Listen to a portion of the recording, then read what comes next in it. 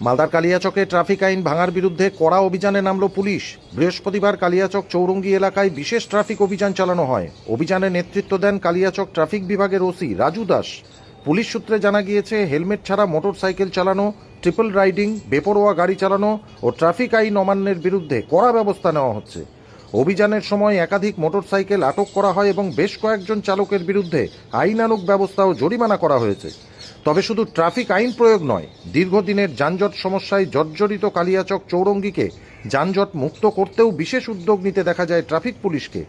রাস্তার ধারে বেআইনি পার্কিং সরানো, অবৈধ টোটো ও অটো স্ট্যান্ড নিয়ন্ত্রণ এবং বাজার এলাকায় যান চলাচল স্বাভাবিক রাখতে বাড়ানো হয়েছে নজরদারি। পুলিশ প্রশাসনের এই অভিযানে সাধারণ মানুষ ও ব্যবসায়ী মহলের একাংশ সন্তোষ প্রকাশ করেছেন। তাদের আশা, নিয়মিত এই ধরনের অভিযান চললে কালিয়াচক চৌরঙ্গি এলাকায় ট্রাফিক ব্যবস্থা আরও শৃঙ্খলাবদ্ধ হবে এবং যানজট সমস্যাও অনেকটাই নিয়ন্ত্রণে আসবে। আগের মতো যেভাবে আমাদের বর্তমান মুখ্যমন্ত্রী শুভেন্দুদা আমাদেরকে নির্দেশ দিয়েছিলেন পুরো পশ্চিমবঙ্গ জুড়ে, যে বাইক কোনো রকমভাবে হেলমেট ছাড়া কোনো রকম বাইক যাতে না চলে, সেই হিসাবেও আমাদের পুলিশ প্রশাসনকে যথেষ্ট কড়া হিসাবে পদক্ষেপ নিচ্ছে।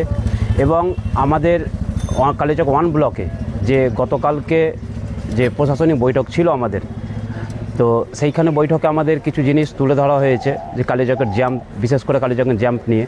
তো কালিয়াচকের জ্যাম্পের বিশেষ মূল কারণ হচ্ছে আমাদের টোটোটা আমাদের ন্যাশনাল যে রোডটা রয়েছে সেই এনএইচের উপরে কিন্তু 2-3 লাইন ধরে কিন্তু আপনার টোটো কিন্তু লেগে থাকে।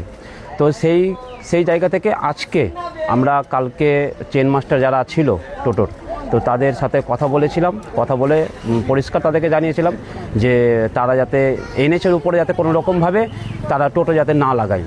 তারা সার্ভিস রোডটা রয়েছে, আপাতত তারা সার্ভিস রোডটা ব্যবহার করবে। এবং আজকে সকাল থেকেও দেখছি যে তারা সার্ভিস রোডটা তারা প্রতিনিয়ত আজকে থেকে প্রতিনিয়ত ভালোভাবে কিন্তু সার্ভিস রোডটাই ব্যবহার করছে। আর আমরা কালিয়াচকের জনগণের কাছেও এটাই আশা রাখবো, যাতে আমাদের কালিয়াচকের যানবাহন থেকে শুরু করে পরিবেশ বা যা জ্যাম ছিল, এটুকু আমরা আরও কঠোরভাবে আমরা সিদ্ধান্ত নেব বা কঠোরভাবে পরিচালনা করার চেষ্টা করব জনগণের সুবিধার্থে। দেখলাম একটা চৌরঙ্গিতে একটা শৌচালয় রয়েছে, সেখানে রাত্রে খোলা থাকে না, ভিডিওকে জানিয়েছেন আপনি? হ্যাঁ, এই বিষয় নিয়ে কথা হয়েছে আমাদের বিডিও সাহেবের সাথে।